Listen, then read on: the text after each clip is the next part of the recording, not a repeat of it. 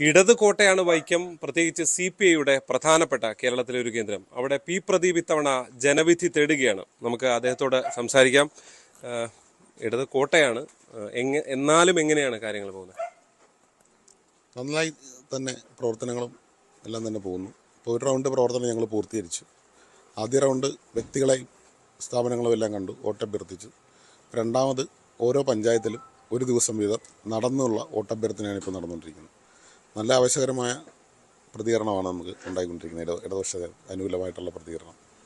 ഇത്തവണത്തെ ഒരു പ്രത്യേകത, CPI ഒരു മുൻ MLA അപ്പുറത്ത് എതിരാളി BJPയുടെ പാളയത്തിൽ നിന്ന് വരുന്നു എന്നുള്ളതാണ്. അതാണ് വൈക്കത്തിലെ മറ്റൊരു ശ്രദ്ധ കേന്ദ്രമായി മാറുന്നത്. എങ്ങനെയാണ് അതിനെ കാണുന്നത്? ഞങ്ങളതിന് ഒരു ആശങ്കയും ഇടതുപക്ഷ ജനാധിപത്യ മുന്നണിയുടെ പ്രവർത്തകർക്കില്ല.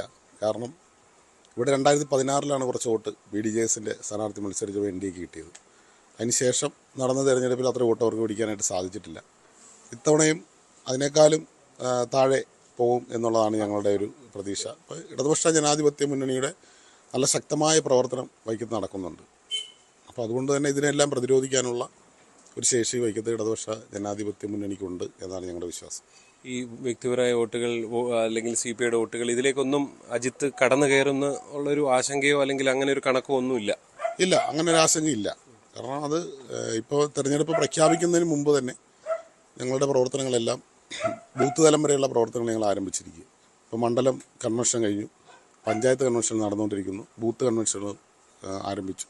അതുകൊണ്ട് നല്ല ശക്തമായ പ്രവർത്തനമാണ് പോകുന്നത്. അതുകൊണ്ട് ഒരു ആശങ്കയും വൈക്കത്ത് ആ ഒരു വിഷയത്തിലതില്ല.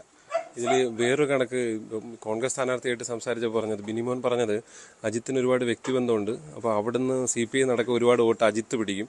അപ്പോൾ കോൺഗ്രസിനുള്ള സ്വന്തമായിട്ടുള്ള കുറേ വോട്ടുകൾ അങ്ങനെ ബിനിമോന് ജയിക്കുക എന്നുള്ളതാണ് ബിനിമോൻ്റെ ഒരു കണക്ക് പറയുന്നത്. ആ കണക്ക് എങ്ങനെയാണ് കാണുന്നത്? ആ കണക്ക് അതൊരു കാരണവശാലും ശരിയല്ല. ഞങ്ങൾക്ക് ഞങ്ങളുടെ പ്രവർത്തകരിലും ഞങ്ങളുടെ മുന്നണിയിലും വളരെ വിശ്വാസമുണ്ട്. വൈക്കത്തെ ജനങ്ങളിൽ ഇടതുപക്ഷ ജനാധിപത്യ മുന്നണിക്ക് നല്ല വിശ്വാസമുണ്ട്.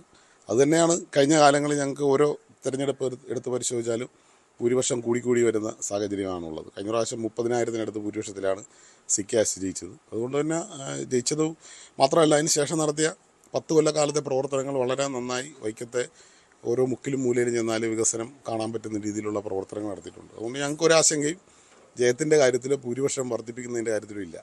ഇവരുടെയൊക്കെ പ്രതീക്ഷയുടെ കാരണം എനിക്ക് തോന്നുന്നു ചില പൊട്ടിത്തെറികൾ, ചില പ്രദേശങ്ങളിൽ നിന്ന് കുറച്ച് പേര് പല പാർട്ടികളിലേക്ക് മാറൽ, ഇതൊക്കെ ആയിരിക്കാം ഒരുപക്ഷെ. അതൊക്കെ തെരഞ്ഞെടുപ്പിൻ്റെ ഏതെങ്കിലും ഘട്ടത്തിൽ തെരഞ്ഞെടുപ്പ് രംഗത്തേക്ക് എത്തിക്കഴിഞ്ഞപ്പോൾ പ്രദീപിന് അത് ഫീൽ ചെയ്യുന്നുണ്ടോ? ഏതെങ്കിലും തരത്തിൽ അങ്ങനെയുണ്ടോ? ഇല്ല, അങ്ങനെ ഈ ആള് പല സ്ഥലങ്ങളിൽ നിന്ന് പോയെന്ന് പറഞ്ഞാലും അങ്ങനെ വ്യാപകമായ ഒരു കൊഴിഞ്ഞുപോക്ക് അങ്ങനെ പാർട്ടിയിൽ നിന്നും ഉണ്ടായിട്ടില്ല.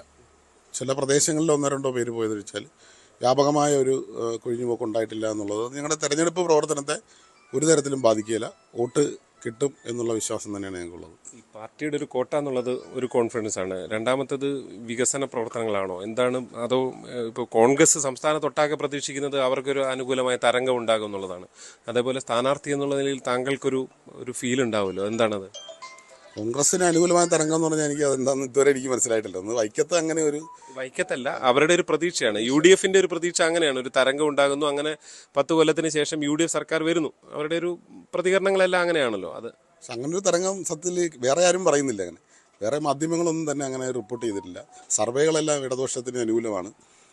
ഭൂരിപക്ഷത്തിൽ അധികാരത്തിൽ കേരളത്തിൽ ഇടതുപക്ഷ ജനാധിപത്യം വീണ്ടും 3ാം ടൈം വരുമെന്ന് തന്നെയാണ് മാധ്യമങ്ങൾ പലരും നടത്തിയ സർവേയിലെല്ലാം വന്നിട്ടുള്ളത്. പിന്നെ കോൺഗ്രസ്സിന് എങ്ങനെയാണ് അവർക്ക് ജയിക്കണം എന്നുള്ള താല്പര്യം കൊണ്ട് അങ്ങനെ ഒരു സംസാരം ഉണ്ടാകുന്നതാണെന്നാണ് എനിക്ക് വിലയിരുത്തുന്നത്. അങ്ങനെ ഇവിടെ അങ്ങനത്തെ ഒരു പ്രശ്നം നിലവിൽ വയ്ക്കത്തില്ല. നമുക്ക് നല്ല ഭൂരിപക്ഷത്തിൽ ജയിക്കാൻ കഴിയും. ഈ BJP സ്ഥാനാർത്ഥി വളരെ പിന്നിലേക്ക് പോകുന്നത് തന്നെയാണ് അല്ലേ വിലയിരുത്തൽ? BJPയുടെ സ്ഥാനാർത്ഥി ഇവിടെ 1ാം സ്ഥാനത്താണ് നിലവിൽ. കഴിഞ്ഞ കാലഘട്ടങ്ങളിലെ തെരഞ്ഞെടുപ്പുകൾ പരിശോധിച്ചാൽ അങ്ങനെയാണ്. അതിനകത്ത് മാറ്റം വരാൻ സാധ്യതയില്ല. എന്തായാലും ചെങ്കോട്ട അങ്ങനെ തന്നെ തുടരും എന്നതാണ് പി പ്രദീപിൻ്റെ ആത്മവിശ്വാസം. അദ്ദേഹം വിവിധ കേന്ദ്രങ്ങളിൽ പാർട്ടിയുടെ അടക്കം കോട്ടകളിൽ കേന്ദ്രീകരിച്ചുകൊണ്ട് വളരെ വ്യാപകമായ പ്രചരണത്തിലാണ്. ഒരു ഘട്ടം മാത്രമാണ്, വളരെ കുറച്ച് ദിവസമാണുള്ളത്. പക്ഷേ ആവേശത്തോടെ പ്രവർത്തകരിലേക്കും തങ്ങളുടെ പ്രധാനപ്പെട്ട ഇടങ്ങളിലേക്കും ഒക്കെ യാത്ര തുടരുകയാണ്. വൈക്കത്ത് നിന്ന് G. ശ്രീജിത്ത്, News 18. കൂടുതൽ വാർത്തകൾക്ക് News 18 Keralam YouTube channel subscribe ചെയ്യുക.